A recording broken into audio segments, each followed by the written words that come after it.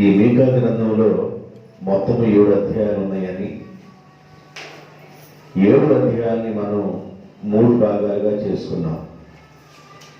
1, 2 అధ్యాయాలు ఒక భాగమని, 3, 4, 5 అధ్యాయాలు రెండవ భాగమని, 6, 7 అధ్యాయాలు కలిసి మూడవ భాగమని మనం విభజించుకున్నాం. ఈ 7 అధ్యాయాల్లో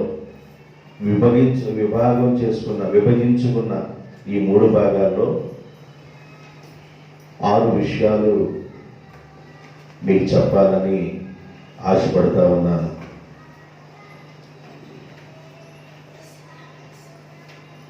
దీనిలో 6 రకాలైన సందేశాలు ఉన్నాయి. మొదటి సందేశం దేవుని తీర్పు గురించిన తొలి దేవోక్తి. అది మీకు రాత్రి వేళ చెప్పాను.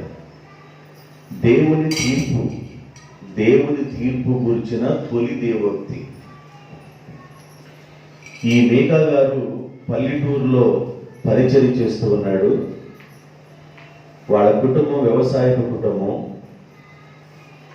ఈయన గారు ఉన్న స్థలాన్ని మీకు చెప్పాను. ఈ మీకా గారి గురించి రాయబడిందంటే మోరస్థీయుడైన మీకా. వాళ్ళ ఊరు కూడా మోరేషద్గతు అనే ప్రాంతం. అది ఆ ప్రాంతంలో సేవ చేస్తూ ఉన్నాడు. పల్లెటూరులో ఉన్న యోధా ప్రజల కొరకు పరిచయం చేస్తూ ఉన్నాడు.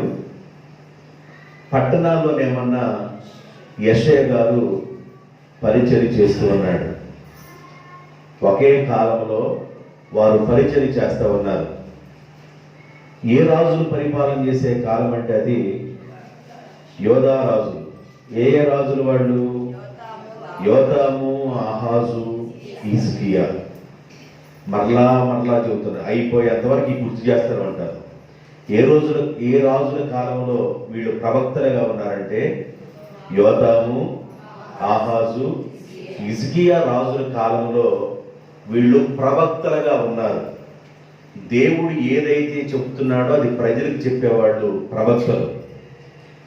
అలాగా ఉన్న సమయాల్లో 2 పెద్ద రాజధానుల గురించి దర్శనం కలిగింది మీకాకి. షోమ్రోను గురించి, యెరూషలేము గురించి దర్శనం కలిగింది. దేవుని యొక్క వాక్కు ఆయన ప్రత్యక్షమైంది. ఏంటి ఆ దర్శనం అనేది మనం ధ్యానం చేస్తూ రాత్రి వేళ మనం ఆగిపోయాం. మీకా గారి యొక్క అసలు పేరు ఏంటంటే మీకా యాహు. మీకా యాహు అనే పేరుకి అర్థం ఏంటంటే యెహోవా నీ వంటి వాడు ఎవరు, వేల్పులలోన నీ వంటి వారు ఎవరయ్యా. భలే పాట వచ్చింది, బాగుంది. కాబట్టి దేవుడు వంటి వారు ఎవరు? ఆయనే గొప్ప దేవుడు. మహాకాశాలు పట్టణ దేవుడు. ఆకాశాన్ని చాపతో చుట్టగలిగిన దేవుడు. కొండలను పర్వతాలను త్రాసును తుయ్యగలిగిన దేవుడు. ఆకాశాన్ని జ్ఞానతో కొలవగలిగిన దేవుడు. అంత గొప్ప దేవుడు.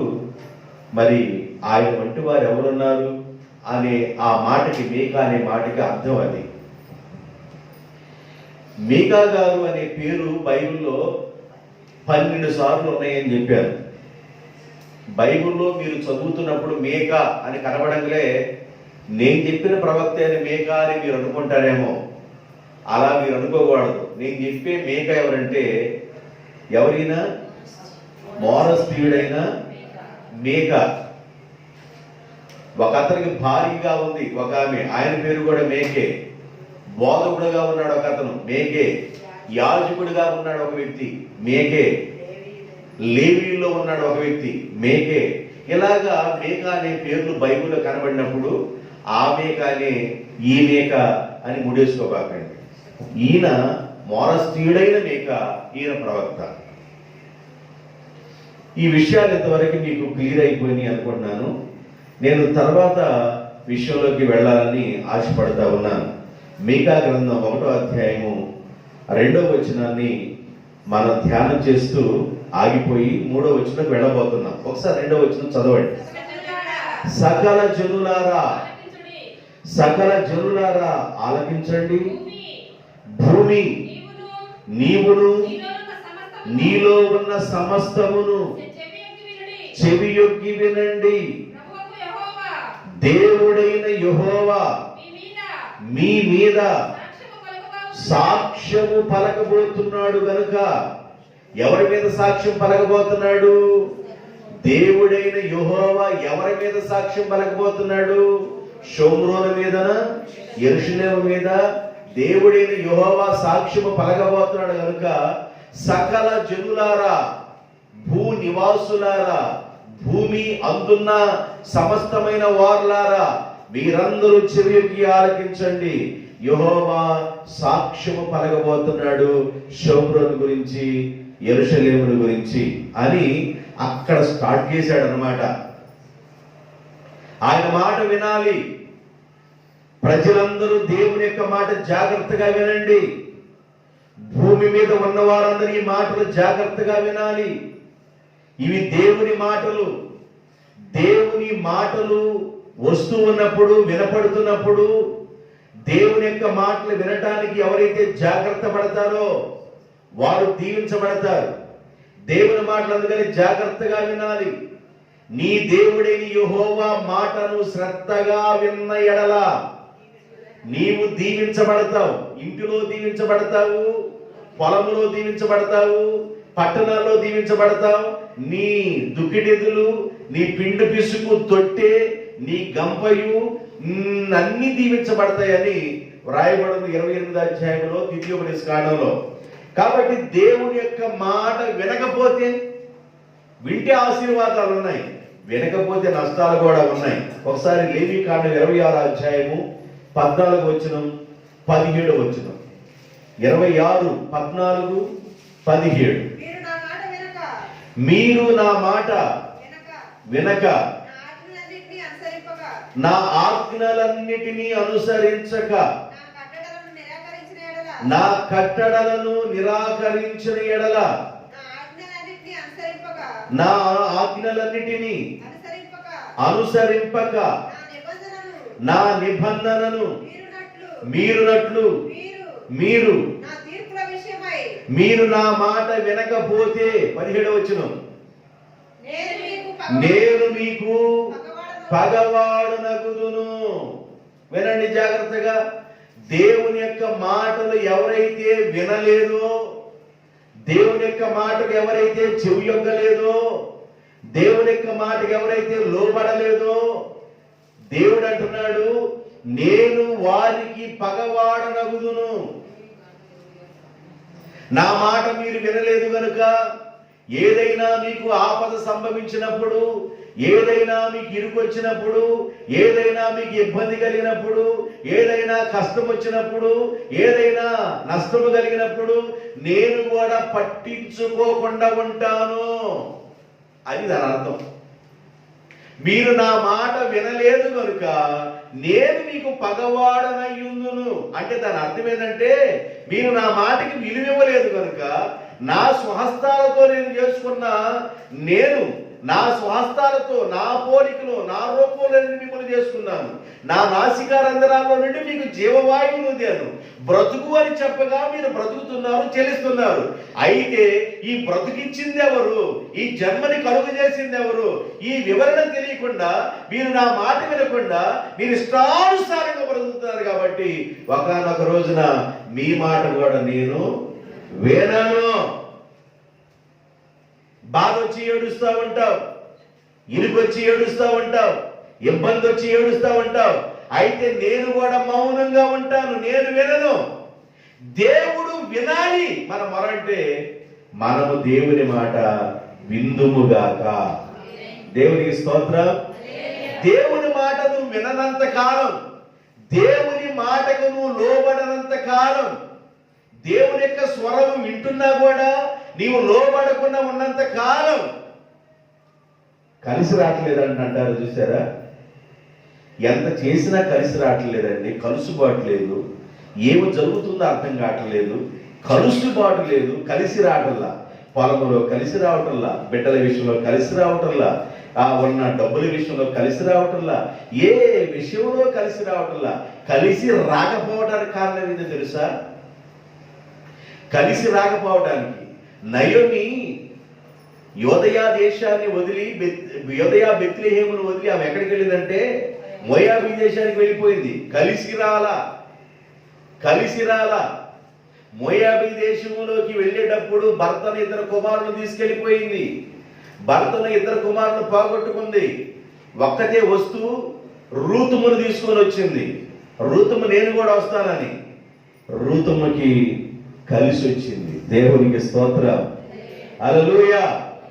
నయోమి ఏమన్నా దేవుని యొక్క విధానంలో నుండి బెత్లెహేము ప్రాంతాన్ని వదిలి అన్య ప్రాంతానికి, అన్ని జనులు జీవించే ప్రాంతానికి వెళ్ళింది. ఆమె కలిసి రాల. అన్య జనుల ప్రాంతాన్ని వదిలి రూతమ్మ వచ్చింది కాబట్టి రూతమ్మకి కలిసి వచ్చింది. నా మాటలు అర్థమైనయా? రూతమ్మ అన్యురాలు, మోయాబీ దేశస్తురాలు. మోయాబీ దేశస్తురాలుగా ఉన్న, అన్యురాలుగా ఉన్న రూతమ్మ ఎప్పుడైతే ఆ ప్రాంతాన్ని, అన్య దేశపు ప్రాంతాన్ని, వారి విగ్రహాల ప్రాంతాన్ని విడిచి ఎప్పుడైతే సర్వశక్తిమంతుడైన దేవుని యొక్క నీడకి ఎప్పుడైతే వచ్చిందో,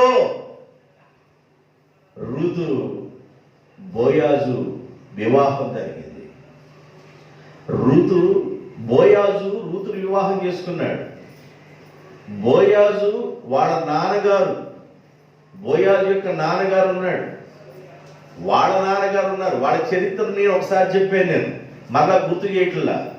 కాబట్టి రూతు బోయాజునందు ఓబేదు కంటే ఓబేదు యెషయ్యని కన్నాడు. యెషయ్యలో నుండి దావీదు గారు వచ్చారు. దేవుని మాట రూతమ్మ వింద కనుక రూతమ్మకి కలిసి వచ్చింది. దేవునికి స్తోత్రం, హల్లెలూయా.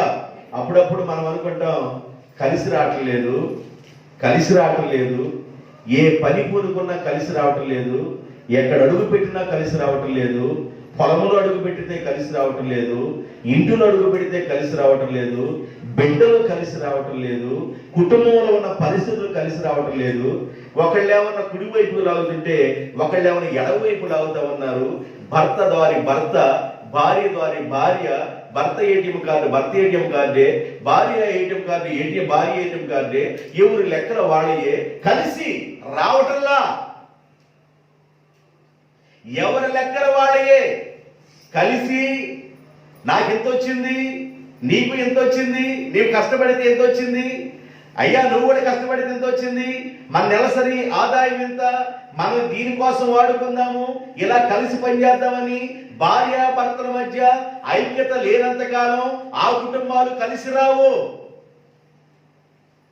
ఆయన లెక్కలు చెప్పడు, నువ్వు చెప్పు, ఆయన దారి ఆయనది, నీ దారి నీది. ఎలా కలిసి వచ్చింది? మిమ్మల్ని చూసి బిడ్డలు ఏమి నేర్చుకుంటారు? వాళ్ళు నేర్చుకోవలసిన విషయాలు ఏముంటాయి? కలిసి రాదు. కలిసి రావాలంటే మీరు కలిసి ఉండాలి. దేవునికి స్తోత్రం, హల్లెలూయా. కలిసి ఉండాలి, కలిసి పనిచేయాలి, కలిసి మాట్లాడుకోవాలి.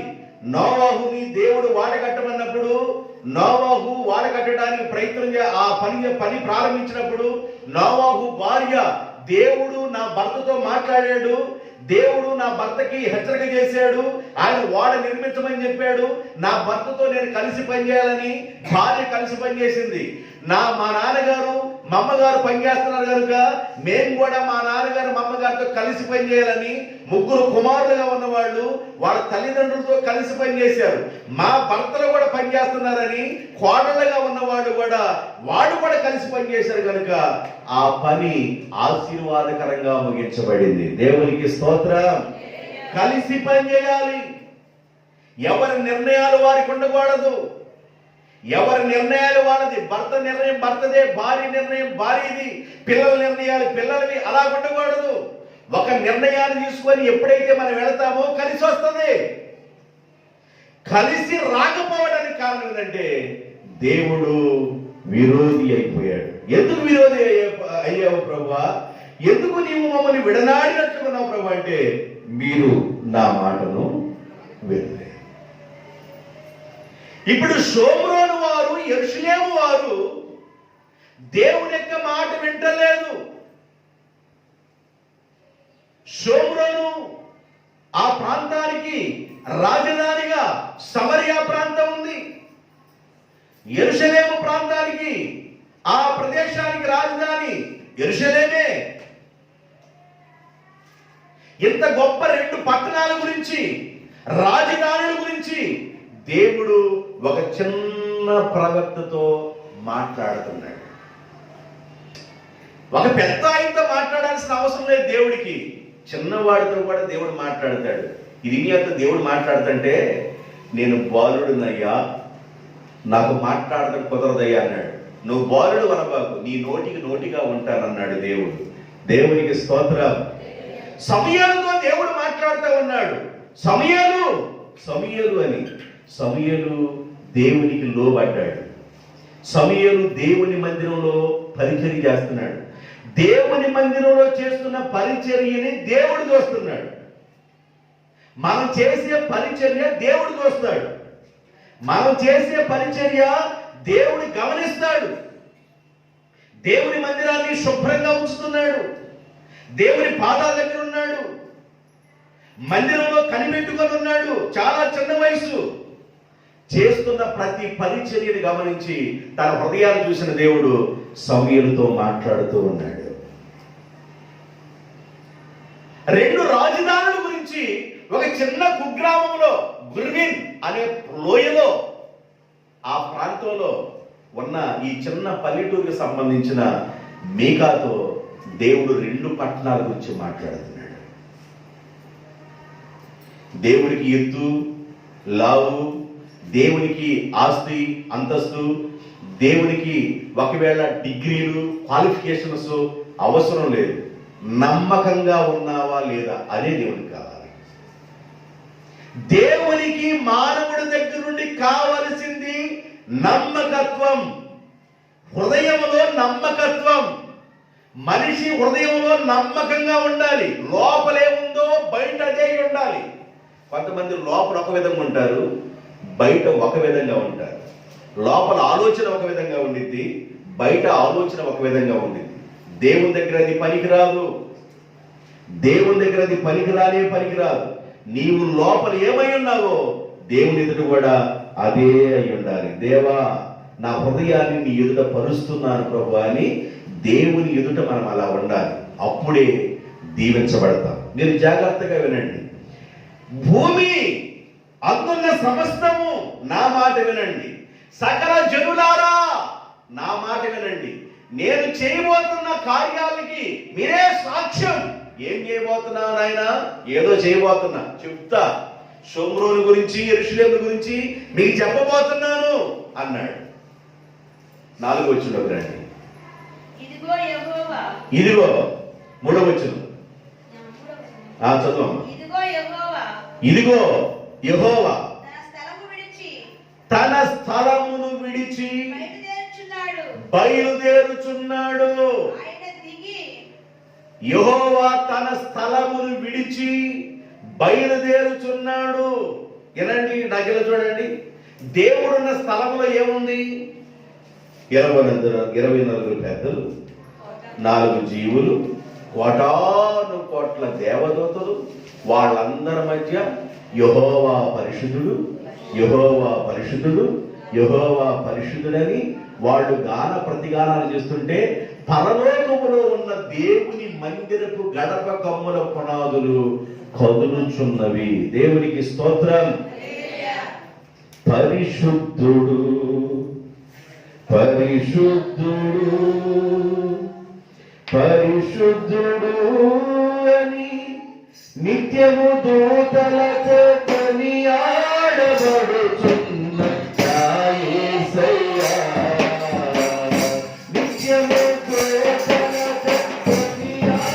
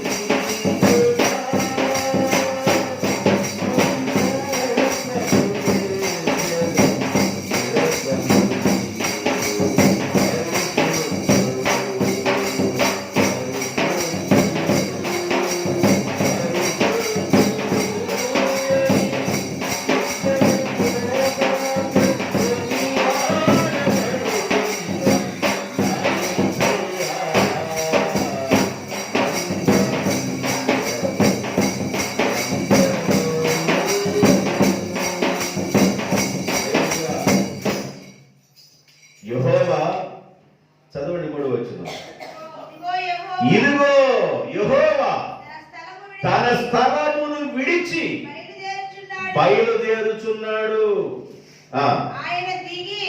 ఆయన దిగి భూమి యొక్క ఉన్నత స్థలముల మీద నడవబోచున్నాడు. చదవండి. ఆయన నడవగా అగ్నికి మైనము కరుగునట్లు పర్వతములు కరిగిపోవును, లోయలు విడిపోవును, వాటము మీద పోసిన నీరు పారునట్లు అది కరిగి పారును.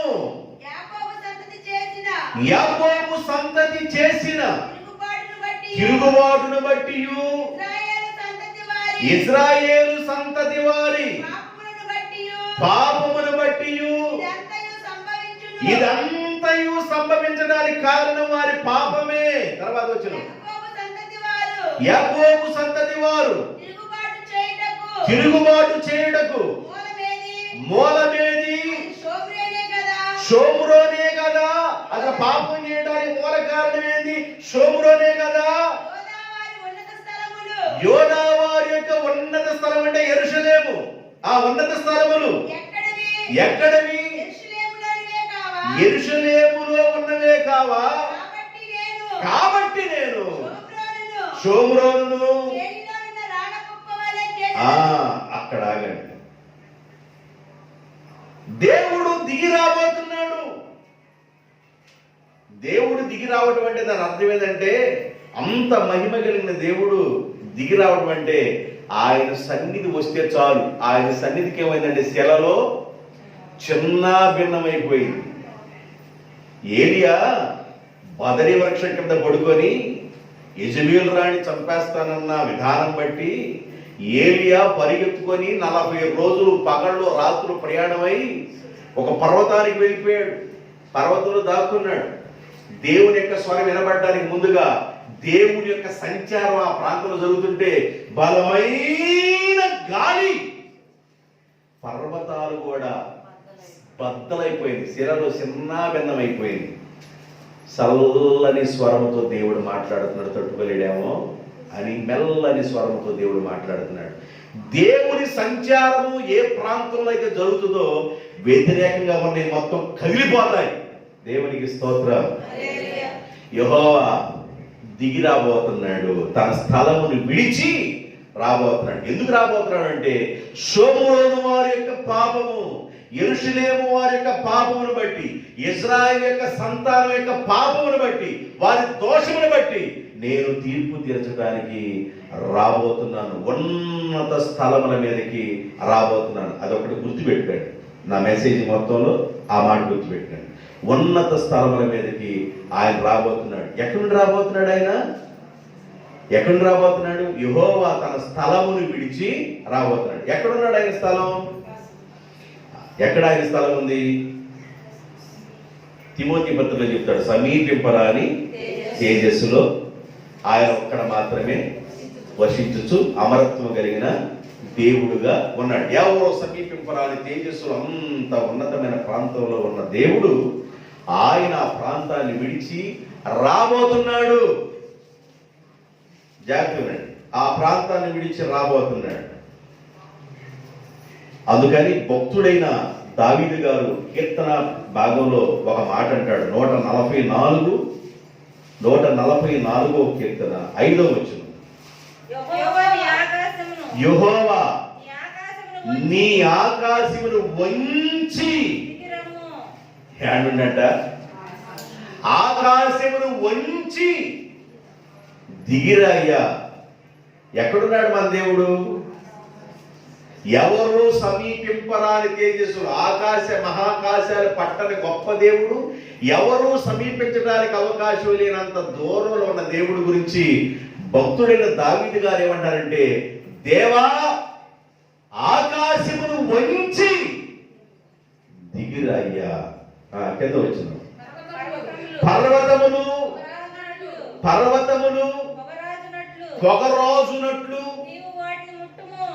పర్వతమును పొగరాజునట్లు నీవు పర్వతాలను ముట్టుము, మెరుపులను మెరిపించి శత్రువులను చెదరగొట్టుము, నీ బాణములు వేసి శత్రువులను వాడగొట్టుము, పైనుండి నీ చెయ్యి చాచి శత్రువుల నుండి నన్ను తప్పించు. భక్తుడు ప్రార్థన చేస్తున్నాడు, అయ్యా ఆకాశమును వంచి దిగిరా అయ్యా, నా శత్రువుల మీద నాకు జయమివయ్యా.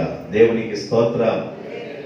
ఆకాశాన్ని వంచి దిగొస్తే ఏం జరిగిందంటే పర్వతాలను తాకితే అవి పొగొచ్చినట్లు కొడతాయ్యా. పర్వతాలను టచ్ చేస్తే చాలు. 10 కమాండ్మెంట్స్ లో సీనాయి పర్వతం దేవుని చిత్తమైతే ఆ పర్వతం దగ్గరికి వెళ్ళటం అంటే కష్టం, ఎక్కడం కష్టం అంట. ఎక్కడం కష్టం, అక్కడికి వెళ్ళడానికి కూడా నైట్ ప్రయాణం చేయాలంట. అక్కడ దేవుడు రాశాడు, ఆయన వేలుతో 10 కమాండ్మెంట్స్ రాస్తున్నప్పుడు కరిగిపోతా ఉంది. ఏది బండల కూడా ఏలుతో అగ్గిరితో రాస్తా ఉన్నాడు దేవుడు. దేవునికి స్తోత్రం.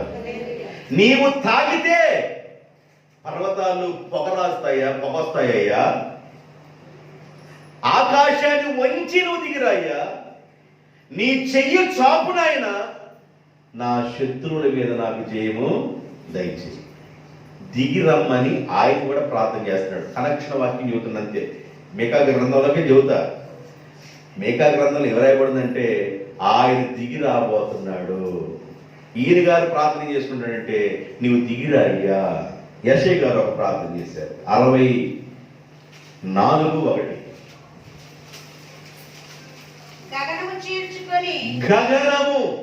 గగనము అనగా గగనం అంటే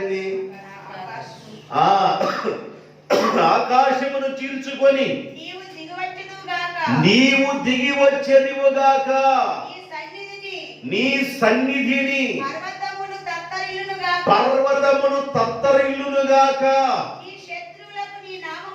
నీ శత్రువులకు నీ నామమును తెలియజేయుటకై అగ్ని గచ్చ పొదలను కాల్చు రీతిగాను, అగ్ని నేలను పొంగజేయు రీతిగాను నీవు దిగి వచ్చునుగాక. ఇదివరకు పాతోళ్ళు పాడుతున్నారు, మనం ఇప్పుడు ఆ పాటలు పాడుకోవట్లా. గగనము చీల్చుకొని యేసు మీ అందరికి వచ్చి అనుకుంటాను. అంతే కుమారి ఆలోచిస్తున్నారు, వచ్చా రాదా అంటే అది మనకు వచ్చిందా రాదా.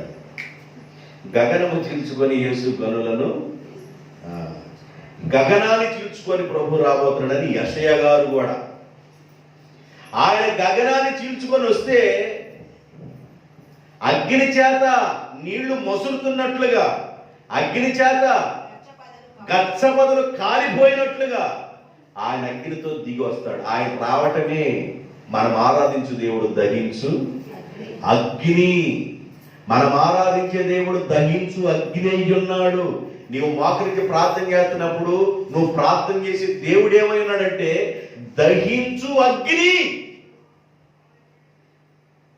నా మాట అగ్ని వంటిది కాదా, నీ బండలను పగలగొట్టే సుత్తి వంటిది కాదా అన్నాడు. కాబట్టి దేవుడు దహించే అగ్ని అయి ఉన్నాడు. అందుకని గగనాన్ని చీల్చుకొని రాయ్యా. దావీదు గారు అంటాడు, ఆకాశాన్ని వంచుకొని నువ్వు రాయ్యా.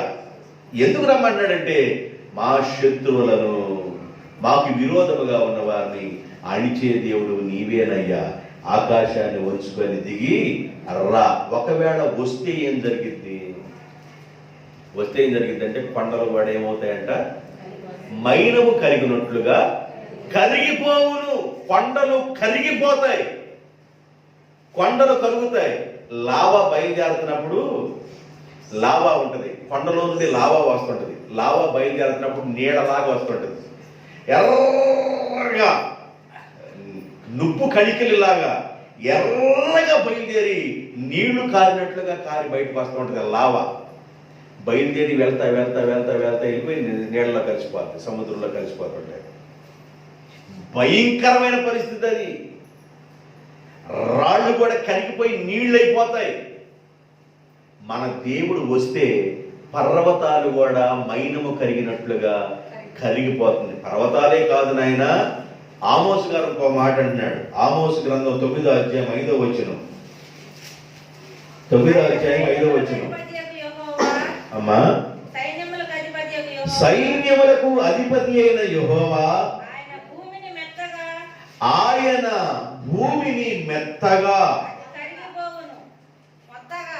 ఆయన భూమిని మొత్తగా, మెత్తగా కాదు మొత్తగా, అది కరిగిపోవును. భూమి కూడా కరిగిపోవును. భూమిని దేవుడు మొత్తితే అది కరిగిపోయింది. దేవుని యొక్క మందసం బయలుకి వస్తున్నప్పుడు ఉజ్జి అనే వ్యక్తి అలాగ టచ్ చేశాడు. దేవుడు ఏం చేశాడు? ఆయన్ని మొత్తాడు. మొత్తటం అంటే ఏంటి? భూమిని దేవుడు మొత్తగా, అది కరిగిపోదు. పర్వతాలు కరిగిపోతుంది, భూమి కరిగిపోతుంది, నీళ్లు ఆవిరైపోతాయి. దేవా నీవు గగనాన్ని చీల్చుకొని రాయ్యా, దేవా నువ్వు ఆకాశాన్ని వంచుకొని రాయ్యా అన్నాడు. దేనికి రాబోతున్నాడు దేవుడు? దేవుడు ఎందుకు రాబోతున్నాడు? రావడానికి కారణం ఏంటంటే షోమ్రోను గురించి, యెరూషలేమును గురించి దేవుడు దిగి రాబోతున్నాడు. ఏంది షోమ్రోను యొక్క పరిస్థితి? ఏంది యెరూషలేము యొక్క పరిస్థితి? ఏంది? ఎందుకు దేవుడంతా ఒక నిర్ణయాన్ని తీసుకున్నాడు? ఆయన పిల్లలుగా ఉన్నవారు, యాకోబు యొక్క సంతానం, ఇజ్రాయేలు యొక్క సంతానం, 10 గోత్రాల వారు షోమ్రోను ప్రాంతంలో ఉన్నారు. ఏ ప్రాంతంలో ఉన్నారు? షోమ్రోను ప్రాంతంలో 10 గోత్రాలు ఉన్నాయి. యెరూషలేము ప్రాంతంలో 2 గోత్రాలు ఉన్నాయి. యోధా గోత్రం, బెన్యామీను గోత్రం. యాకోబుకి ఆఖరి పిల్లవాడు బెన్యామీను. బెన్యామీను గోత్రం యోధా గోత్రాన్ని కలిపి ఈ 2 గోత్రాలు యోధా గోత్రం అన్నారు. 10 గోత్రాల వారు ఏమన్నా షోమ్రోలో ఉన్నారు, 10 గోత్రాల వారు ఏమన్నా 2 గోత్రాల వారు యెరూషలేములో ఉన్నారు. యెరూషలేములో ఉన్న 2 గోత్రాల గురించి, షోమ్రోలో ఉన్న 10 గోత్రాల గురించి దేవుడు రాబోతున్నాడు. దేవుడు వాళ్ళని ఎంతగా ప్రేమించాడంటే, నా పిల్లలను ఎవరైనా తాగితే నా కనుపాపని తాగినట్లే అంతగా కాపాడాడు. రెండోది, తల్లి తన చంటి బిడ్డను మరుచునేమో గాని నేను నా పిల్లలను మరవను, విడవను, ఎడబాయను. అంతగా దేవుడు ప్రేమిస్తా ఉన్నాడు.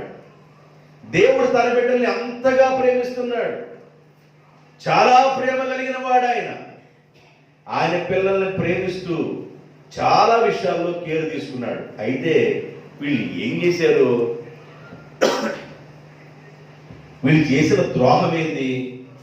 వీళ్ళు చేసిన తప్పేంది? జాగ్రత్తగా మీరు వినాలి, జాగ్రత్తగా వినాలి.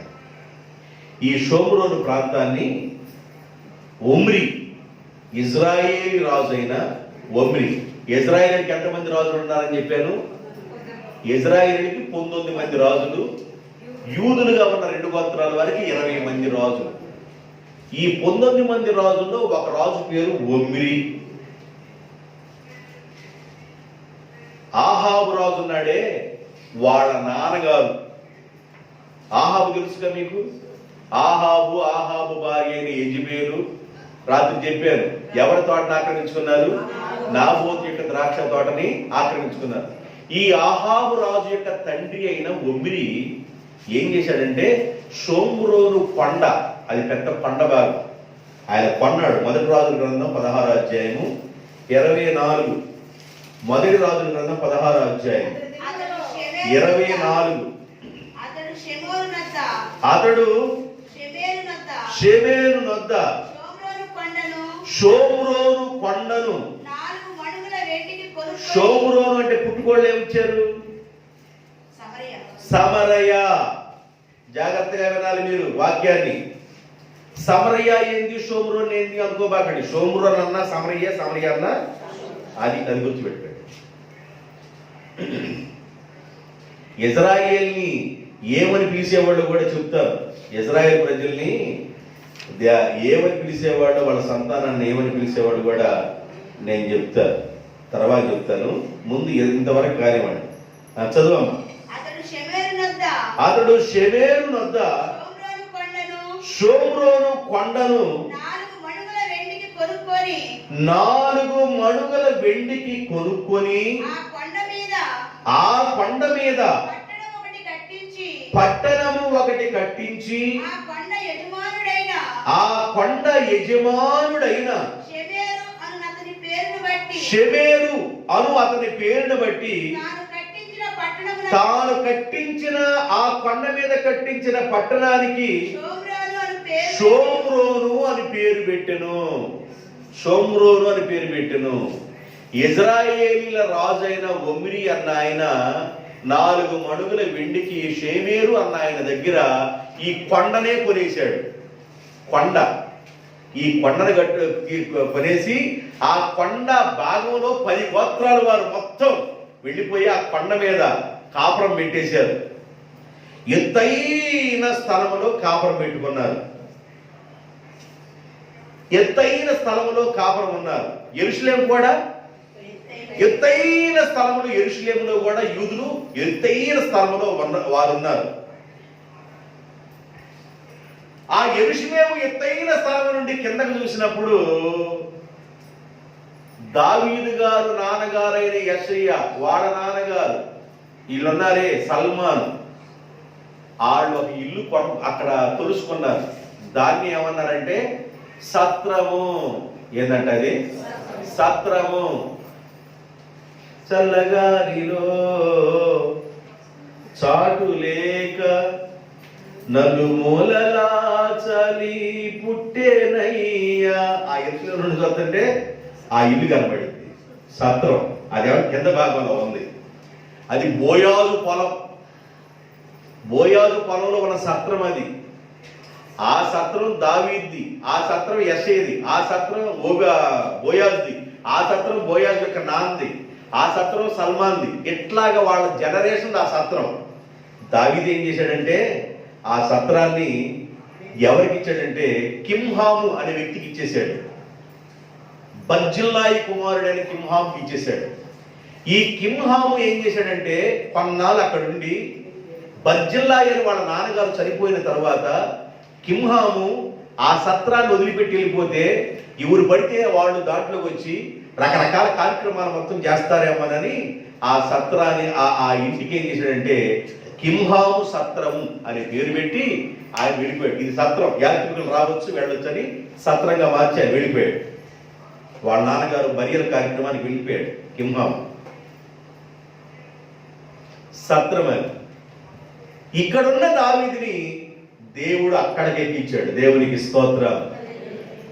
పెట్ట కుప్ప మీద దీనులుగాను దరిద్రులుగా ఉన్న వారిని నేను రాజులతో కూర్చుండబెట్టుదును. దేవునికి స్తోత్రం.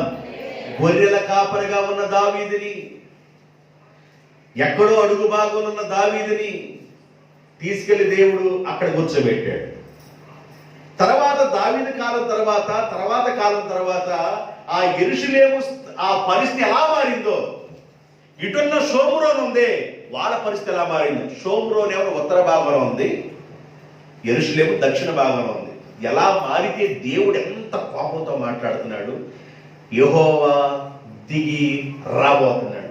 ఆయన దిగి వచ్చినప్పుడు ఏమైందంటే ఆ భూమి కూడా ఏమైపోయిందంట, మొత్తబడిద్ది. భూమి మొత్తబడిద్ది. పర్వతాలు కరిగిపోతాయి. ఆయన దిగొస్తే పరిస్థితి ఎలా ఉండిద్దో ఇంకా కొన్ని మాటలు నేను మీకు చెబుతాను. ఆయన దిగొస్తే పరిస్థితులు ఎలా ఉంటాయో. జఫన్యా గ్రంథం, జఫన్యా పుస్తకం, జఫన్యా గ్రంథం 1వ అధ్యాయము 14వ వచనం. యెహోవా మహాదినము సమీపమాయెను. యెహోవా దినము సమీపమై అతి శీఘ్రముగా వచ్చుచున్నది. ఆలకించండి, యెహోవా దినము వచ్చుచున్నది. పరాక్రమశాలులు మహారోదన చేయుదురు. ఆ దినము ఉగ్రత దినము, శ్రమయు, ఉపద్రవమును, మహానాశనమును, కమ్ము దినము, అంధకారమును, గాఢాంధకారమును, కమ్ము దినము, మేఘములను, గాఢాంధకారము, కమ్ము దినము, ఆ దినమున ప్రాకారము కలిగిన పట్టణములు దగ్గరను, ఎత్తైన గోపురముల దగ్గరను, యుద్ధ ఘోషణయు, బాకానాదమును వినబడును. జనులు యెహోవా దృష్టికి పాపము చేసిరి గనుక నేను వారి మీదకి ఉపద్రవము రప్పించెదను. ఆగండి. దేవుడు ఒకవేళ ఆయన దిగి రావడం అయితే అది ఉగ్రత దినము, అది ఆయన దిగి రావడం అయితే అది ఉపద్రవము. ఆయన దిగి వస్తే మేఘములు చీకటైపోతాయి, సూర్యుడు చీకటైపోతుంది, వెలుగు ఉండదు. ఇట్లాంటి పరిస్థితి మొత్తం సంభవించింది. అది భయంకరమైంది. జఫన్యా గారు ఎవరి గురించి చెబుతున్నాడంటే యూదుల గురించి మాట్లాడుతున్నాడు ఆ ప్రవచనం. ఎవరి గురించి? యూదులు, యోధా ప్రజలు. ఈ యూదులు ఎక్కడున్నారంట? యెరూషలేములో ఉన్నారు. మీరు చేసిన దోషమును పాపమును బట్టి దేవుడు దిగి వస్తే మేఘాలు కూడా చీకటి కమ్మేస్తాయి. దాన్ని ఏమంటారంటే బ్లాక్ డే. శోధన వచ్చినప్పుడు, బాధ వచ్చినప్పుడు షర్ట్ మీద బ్లాక్ బ్యానర్ ఒకటి పెట్టుకుంటారు, చిన్నది ఒకటి పెట్టుకుంటారు, బ్యాడ్జీ ఒకటి. ఆ రోజు బ్లాక్ డే. ఎవరైనా చనిపోయినప్పుడు సమాధి కార్యక్రమానికి ఆ నల్ల డ్రెస్ వేసుకొని వెళ్ళిపోతారు. ఏ రోజు అది? బాధాకరమైన రోజు అది. దేవుడు ఒకవేళ జోక్యం చేసుకుంటే, దేవుడు నీవు లోబడకుండా నీ బలహీనతల్లో గాని నువ్వు జీవిస్తున్నట్లయితే, నీ వ్యసనములో, నీ పాపములో, నీ బలహీనతలో గాని నువ్వు ఉన్నట్లయితే, ఆయన చూసి చూసి చూసి ఆ సొదొమ గుమ్మర పట్టణాన్ని ఎలాగ తగలబెట్టేశాడో ఆయన సమయం ఇస్తాడు, అందరికి సమయం ఇస్తాడు. లోబడితే సరి, లోబడకపోతే ఆయన దిగి వస్తాడు. ఎందుకంటే వారి పాపమును, దోషమును బట్టి ఆయన దిగి వస్తాడు. ఆయన దిగి వచ్చే దానికి ముందుగానే సిగ్నల్స్ పంపిస్తాడు, హెచ్చరికలు పంపిస్తాడు, ప్రవక్తల ద్వారా హెచ్చరికలు పంపిస్తాడు. జాగ్రత్తగా ఉండండి, జాగ్రత్తగా బ్రతకండి, మీరెక్కడో వెట్టి చాకిరిలో ఉన్నారు, మీరు దాసత్వంలో ఉన్నారు, మీరు పాపంలో కూరుకుపోయి ఉన్నారు, వెట్టి చాకరీ చేస్తూ ఆహారం కూడా సరిగా లేకుండా ఐగుప్తు దేశంలో బానిసలుగా ఉంటే 430 సంవత్సరాలు గడిచిన తర్వాత నేను మిమ్మల్ని ఆశీర్వదించి తీసుకొచ్చి మీకు కావలసిన సమృద్ధి మొత్తాన్ని నేను ఇచ్చాను. సమృద్ధి ఇచ్చిన దేవుడిగా ఉన్న నన్ను మీరు మర్చిపోయి, ఆహారం ఇచ్చిన దేవుడిగా ఉన్న నన్ను మీరు మర్చిపోయి, వస్త్రాలు ఇచ్చిన దేవుడిగా ఉన్న నన్ను మర్చిపోయి, విలువైన వస్తువులు ఇచ్చిన దేవుడిగా ఉన్న నన్ను మర్చిపోయి మీరు ఇష్టానుసారంగా ప్రవర్తిస్తున్నారు. జాగ్రత్త అని ప్రవక్తల ద్వారా సిగ్నల్స్ పంపిస్తాడు ఆయన. యోనా అలాంటి ప్రవక్తే. నినివే పట్టణం గురించి మాట్లాడుతున్నప్పుడు యోనా అలాంటి ప్రవక్తే. నహుము, జఫన్యా, జకరియా, హగ్గయి, మలాకి, హోషేయ, ఈ ప్రవక్తలందరూ మనుషులకి హెచ్చరిక చేయడానికి ప్రవక్తలు దేవుడు ఉంచాడు. చనిపోయి ధనవంతుడు ఆయన పాతాళానికి వెళ్ళిన తర్వాత అబ్రహాము రొమ్మున ఆనుకొని లాజరు వైపు చూసి అంటాడు, తండ్రివైన అబ్రహామా, అయ్యా నా నాలిక లాగేస్తుంది నాయన, దాహం అవుతుందయ్యా. భూమి మీద బ్రతికొండగా ఎన్ని సీసాలు ఎత్తావయ్యా? భూమి మీద బ్రతికొండగా రకరకాల సీసాలన్నీ తీసేవగలరు నువ్వు. ఎన్ని సీసాలు కాబట్టి అన్ని సీసాలు కడుపు నిండా పోసేసావు కదా. నీకేమవుతుంది? దాహం అవుతుంది.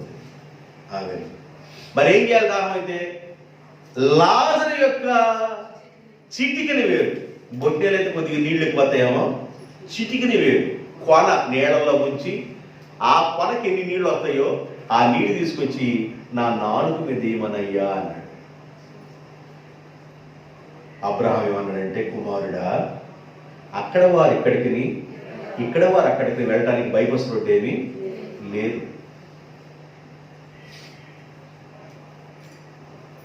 అయితే నేను యాత్ర పడుతున్న ఈ స్థలంలోనికి నా సహోదరులు రాకుండా ఉన్నట్లు లాజరునన్నా పంపించి వాక్యం చెప్పించాయి అంటే, అబ్రహాం అన్నాడు, లాజరు వెళ్తే బతికినోడు చచ్చిపోతారు, చచ్చిపోయిన లాజరు ఒకళ్ళు బతికెళ్తే బతికినోడు చచ్చిపోతారు కనుక నీ అన్నదమ్ములు నీ బంధువుల మధ్య ప్రవక్తలను పెట్టాను నేను. ప్రవక్త మాట వింటే వాడు రక్షించబడతారు. దేవునికి స్తోత్రం, హల్లెలూయా. వింటే చాలు, వినాలి, దేవుని మాట వినాలి, దేవుని మాటకు లోబడాలి, దేవుడు ఏమి మాట్లాడుతున్నాడో ఆలోచించాలి. వాక్యము ఇష్టానుసారంగా ఉండేది కాదు, ఇది మనకే దేవుడు మాట్లాడతాడు. అందుకని దేవుని యొక్క మాటకు మనం వినాలి. యూదుల కాలంలో జెఫన్యా గ్రంథంలో ఆయన దిగొస్తే దేశమంతా చీకటమయమైపోయింది అన్నాడు. అన్ని జనులకు తీర్పు జరిగేటప్పుడు, అంటే యూదులకు తీర్పు జరిగేటప్పుడు జెఫన్యా చెప్పాడు. అన్ని జనులకు తీర్పు జరిగితే ఏం జరుగుతుందో యెషయా చెప్పాడు. 13వ అధ్యాయము 1వ వచనం, 13వ అధ్యాయం 1వ వచనం. ఆమోజు కుమారుడైన యెషయా అనే ప్రవక్తకు బబులోను గూర్చిన ప్రత్యక్షమైన దేవోక్తి జనులు ప్రధానుల ద్వారములలో ప్రవేశించుటకు చెట్లు లేని కొండ మీద ప్రజలను నిలవబెట్టుడి. 6వ వచనం, యెహోవా దినము వచ్చుచున్నది, ఘోషించుడి, అది ప్రళయము వలె సర్వశక్తుడైన దేవుని యొద్ద నుండి వచ్చును. యెహోవా దినము వస్తే ఎలా ఉండిద్దంటే ప్రళయము. ప్రళయం అంటే ఏంటండి?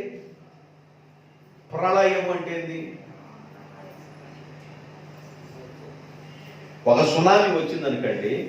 సునామీ ఎక్కడ వచ్చింది? సముద్రంలో వచ్చింది సునామీ. బయట వచ్చేది భూకంపం, దాన్నే సునామీ అన్నాం. భూమి అలాగే కదిలి సునామీ స్టార్ట్ అయితే నీళ్లు మొత్తం లోపలికి వెళ్ళిపోతాయి. ఒక్కసారి లోపల ఉన్న గ్యాస్ బాగా పైకి పెట్టడం వల్ల నీళ్లు ఇక భూమి మీదకి వచ్చేస్తాయి. ఇళ్ళుని అన్నింటిని కప్పేసుకుంటా భూమి మీదకి వచ్చేసి, అట్లా వచ్చిన సునామీలో తప్పించబడి మన ఊళ్ళో ఉన్న పాలభాగ్యము గారి యొక్క కోడలు బయటపడ్డారు. ఊళ్ళో పాలభాగ్యం ఉందా? వాళ్ళ కోడలు ఉంది. ఆమెను అడుగు, అమ్మ ఉప్పినంటే ఏంది అని ఆమె చెప్పింది. ఉప్పినొచ్చి అలాగ తుడుచుకొని వెళ్ళిపోద్ది, తీసుకెళ్ళిపోద్ది అనమాట. అప్పుడు ఏదో చెట్టు పుట్టుకొని పాపం బలుసుల బాగా వచ్చింది. దేవుని స్తోత్రం, హల్లెలూయా. ఆ ఉప్పినంటే ఎట్ట ఉండిద్దని అడగండి. అది ఎలా ఉండిద్దంటే అది ప్రళయము. దేవుడు గాని ఒకవేళ జోక్యం చేసుకుంటే దాన్ని ఎవరు ఆపలేరు. ప్రళయము, మహాఘోష, భయంకరమైన చీకటి, మేఘాలు చీకటి కమ్ముతాయి. అలాగుండిద్ది. బబులోను వారి మీదకి వచ్చిన తీర్పులు ఎలాగుంటాయని యెషయా గారు చెప్పాడు. జెఫన్యా గారు యూదుల మీదకి వచ్చి తీర్పు ఎలాగుంటుందని జెఫన్యా గారు చెప్పాడు. ఇంకో మాట 9వ వచనం చూడండి. యెషయా గ్రంథం 13:9-10. యెహోవా దినము వచ్చుచున్నది, దేశమును పాడు చేయుటకును, పాపములో ఉన్న వారిని బొత్తిగా లేకుండా నశింప చేయుటకును, ఘోరమైన ఉగ్రతతోను ప్రచండమైన కోపముతోను దేవుని యొక్క దినము వచ్చును. 10వ వచనం, ఆకాశ నక్షత్రములు నక్షత్ర రాసులను తమ వెలుగు కోల్పోవును. ఉదయకాలమున ఉదయించే సూర్యుడు చీకటి కమ్మును, చంద్రుడు ప్రకాశించడు, లోకంలో ఉన్న చెడుతనమును బట్టి, దుష్టుల యొక్క దోషమును బట్టి నేను వారిని శిక్షించబోవడానికి రాబోతున్నప్పుడు సూర్యుడు కాంతినివ్వడు, చంద్రుడు కాంతినివ్వడు, నక్షత్రాలు కాంతినివ్వవు, ఆకాశం కాంతినివ్వదు. అది ఎంత భయంకరమైన దినం అది. ఆ రోజు పరిస్థితి చాలా ఘోరంగా ఉండిద్దని దేవుడు యెషయా ప్రవక్త ద్వారా తెలియజేశాడు. దేవునికి స్తోత్రం. తల్లి చాడ పిల్లకు లేక, పిల్ల జాడ తల్లికి లేక, తల్లి జాడ పిల్లకు లేక, పిల్ల జాడ తల్లికి లేక,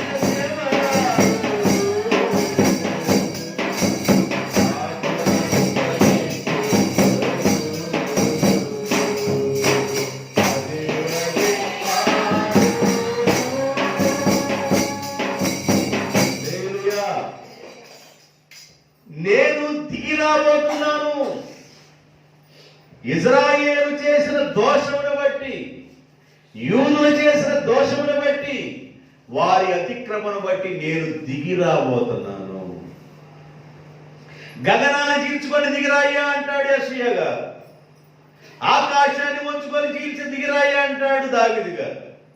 ఆయన దిగి వచ్చే రోజు ఎలాంటి రోజు అంటే సూర్యుడు నలుపు అవుతాడు, చంద్రుడు ఎరుపోయిపోతాడు, నక్షత్రాలు కాంతి కోల్పోయింది, కనబడుతున్న ఆకాశం నల్లగా మారిపోయింది.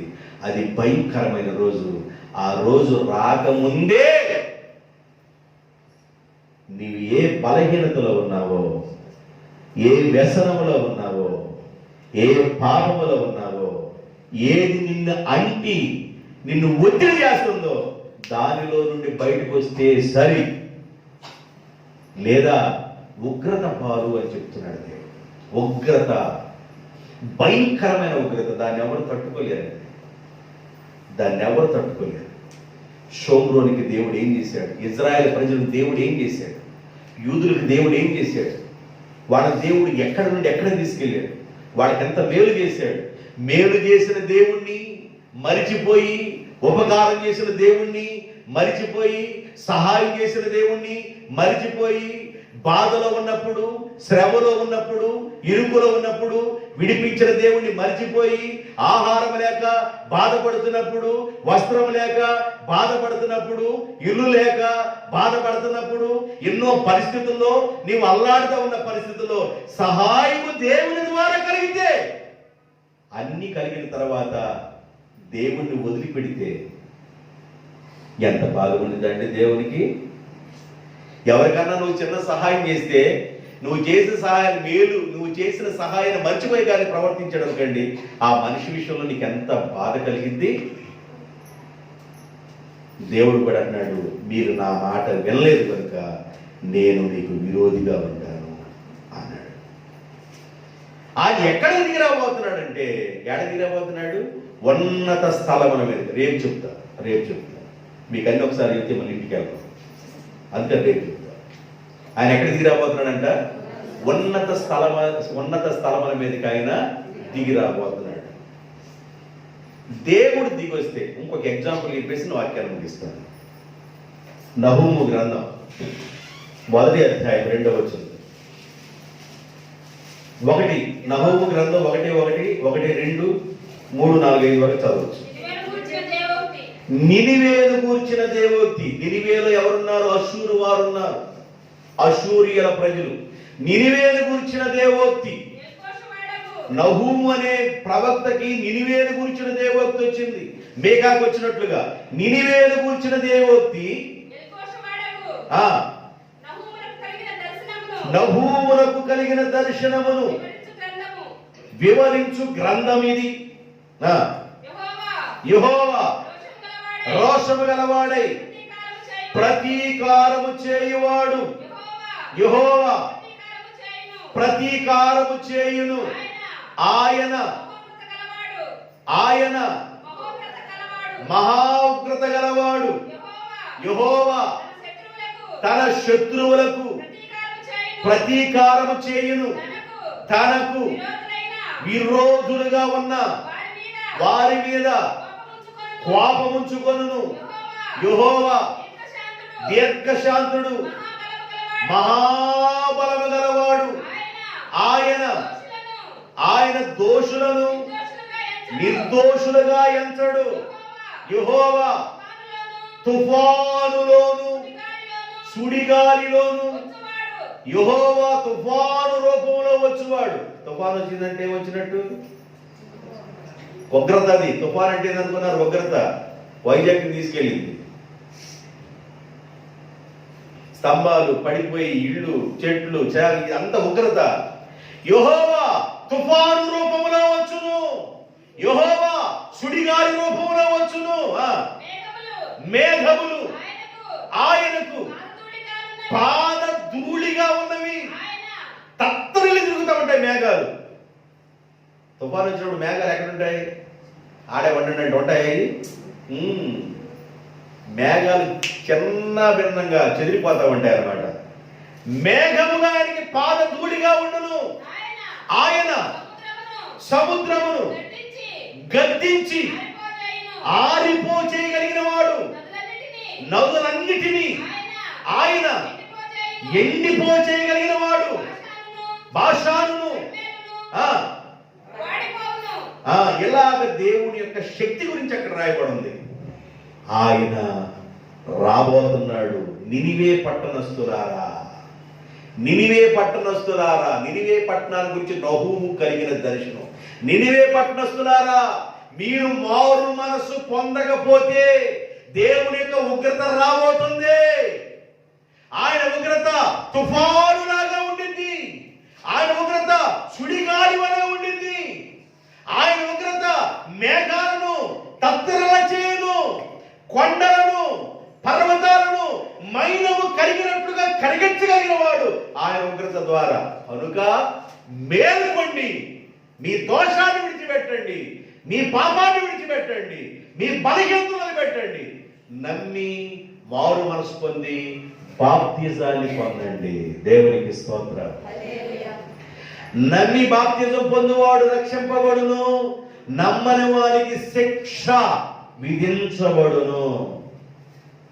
శిక్ష రాకమునిపే, ఉగ్రత దినము రాకమునిపే, ఆయన ఉగ్రుడుగా రాకమునిపే, నీ పాపాన్ని బట్టి ఆయన తీర్పు తీర్చక ముందే నీవు మేలుకుంటే నువ్వు ధన్యుడివి, ధన్యురాలు అవుతావు. అందుకే మీకా గారి ద్వారా, ప్రవక్త ద్వారా దేవుడి హెచ్చరికలు చేస్తున్నాడు, సిగ్నల్స్ పంపిస్తున్నాడు. మీకా గ్రంథం 1:3 మీరేం చదివారంటే, ఆయన ఉన్నత పర్వతముల మీదకి దిగి వచ్చుచున్నాడు. రేపు చెప్తాను. ఆయన వస్తే ఏం జరిగిందో చెప్పారు, ఎలా వస్తాడో చెప్పారు, ఎందుకు రాబోతున్నాడో చెప్తా. ఎక్కడికి రాబోతున్నాడు అంటే ఉన్నత స్థలముల మీదకి. రేపు మాట్లాడుకుందాం. ఈ మాటల ద్వారా ప్రభు మిమ్మల్ని దీవించునుగాక. ఆమేన్. కళ్ళు వంచండి, ప్రార్థన చేసుకుందాం. మహాపరిశుద్ధుడైన తండ్రి, ప్రేమ స్వరూపమైన మా ప్రభువా, నమ్మకమైన మా తండ్రి, సృష్టికర్త, మీ పాదాలకి సాగిలపడి నమస్కరిస్తున్నాను నాయన. తల్లి గర్భంలో పిండోత్పత్తిగా ఉన్నప్పుడే మీ కన్నులు మమ్మల్ని చూసినవి. నియమించబడిన దినముల్లో ఒక్కరోజు కూడా జరగమునిపై మమ్మల్ని ఎరుగన్న దేవుడుగా ఉన్నావు నాయన. ఏ మంచి లేని మమ్మలను, యోగ్యత లేని వారిని, జ్ఞానం లేని వారిని మీరు మమ్మల్ని ఎన్నుకున్నారు తండ్రి. మీ పాదాలకు నమస్కరించి ప్రార్థిస్తున్నాం.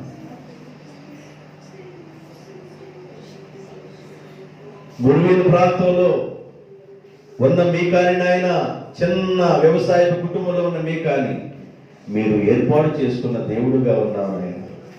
షెఫేలా ప్రాంతంలో నుండి ఆ బిడ్డను మీరు పిలుచుకున్నావు నాయన. ఒక ఉన్నతమైన అభిషేకాన్ని దయచేసి మీ దర్శనాన్ని అనుగ్రహించి మీరు ఏమి చేయబోతున్నారో మాట్లాడుతున్న దేవుడుగా ఉన్నావు. ప్రవక్తల ద్వారా మాట్లాడుతున్న దేవుడుగా ఉన్నావు నాయన. మీ స్వరముగా గుర్తించి లోబడి భాగ్యాన్ని దయచేయండి. దోషమును బట్టి, పాపమును బట్టి మీరు తీర్పు తీర్చబోతున్న దేవుడుగా ఉన్నావని, మీ ఉగ్రత దినం అది భయంకరంగా ఉండిద్దని, ఆ రోజు రాకముందు మేలుకోమని మీరు మాట్లాడుతున్న మాటలను బట్టి వందనాలు, స్తుతులు, స్తోత్రాలు. మీ స్వరాన్ని విని మౌనంగా ఉండకుండా మీ స్వరానికి లోబడి మారు మనసు పొంది బాప్తిజం పొందిన ఆయన మిమ్మలను ఆరాధించు భాగ్యాన్ని దయచేయండి. మిగిలిన శాశ్వత జీవితం మీ బిడ్డలు మిమ్మల్ని ఆరాధించేవారుగా చేయండి తండ్రి. మీరు ఆకర్షించేవారు మీ దగ్గరికి వస్తారు. మీరు ఆకర్షించకపోతే ఎవరు మీ దగ్గరికి రారు నాయన. మీ చిత్తములో, మీ ఏర్పాటులో, మీ ఎన్నికలో ఉన్న పిల్లలను నజరేయుడు పరిశుద్ధుడైన యేసు నామములో ఆకర్షించబడును గాక. మీ పిల్లల గడ్డుగా ఆటంకంగా ఉన్న దురాత్మ క్రియలు కాలిపోవును గాక. దహించు దేవుని అగ్ని ద్వారా కాలిపోవును గాక. మీ ఆశీర్వాదాలు కుమ్మరించమని పరిశుద్ధుడు రక్షకుడైన యేసు నామములో ప్రార్థన చేయుచున్నాను తండ్రి. ఆమేన్.